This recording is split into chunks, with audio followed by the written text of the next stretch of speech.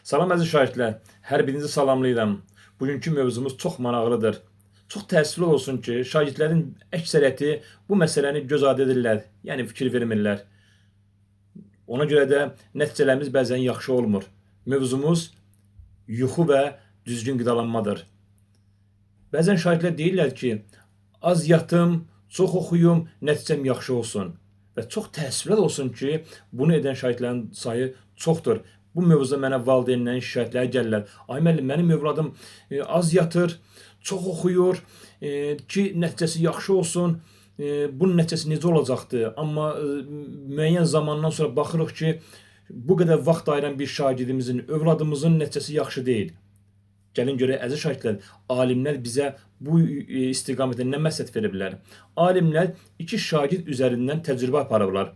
Bu təcrübəni aparan Harvard Universitetinin alimləri olubdur. Bunların gəldiyi nəticə bundan ibarətdir. Bir şagird saat 2-də yatır, 6 saat yatır və sabah gec oyanır. Digər isə 8 saat yatır, sabah erkən oyanır. Bunlar arasında bir aydan sonra nəticə, şagirdlər, inanmazsınız ki, yüksək səviyyədə, yüksək dərəcədə arada bir fərq var. 8 saat yatan şagirdin nəticəsi oxuduğu mövzular daha yaxşı yadda qalır.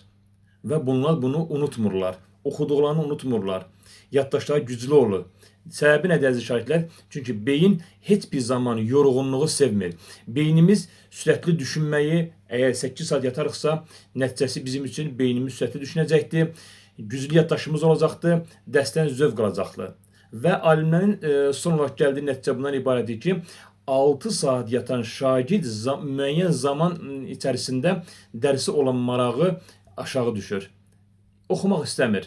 Dərsdən yorulur və bəhanələrlə deyir ki, mən bu dərsi sevmədim, bu dərsdən xoşum gəlmədi. Nəticəsi şagirdin gec yatmağıdır. Səhər yeməyini vaxtında yeməməyidir. Buna görə də əziz şagirdlər, əgər nəticənizin yaxşı olmağını istəyirsinizsə, yuxunuza diqqət edin, yeməyinizi vaxtında yeyin. Çünki beynimizin buna ehtiyacı var. Beynimiz istəyir ki, yaxşı dincəlsin, nəticəsi də daha yaxşı olsun. Unutmayın əziz şagirdlər, uğur sizin əlinizdədir. Bir gün onu əldə edəcəksiniz. Tək ilk addımı siz atın. Bütün videoların sonunda deyirəm, özünüz qoyduğunuz qayda qanunlara özünüz əməl edin, özünüzü aldatmayın. Çünki əziyyət çəkirsiniz, nəticəniz daha yaxşı olmalıdır. Videonu bəyəndinizsə kanala abunə olun, videonu paylaşın. Növbəti videoda görüşmək ümidi ilə özünüzə yaxşı baxın.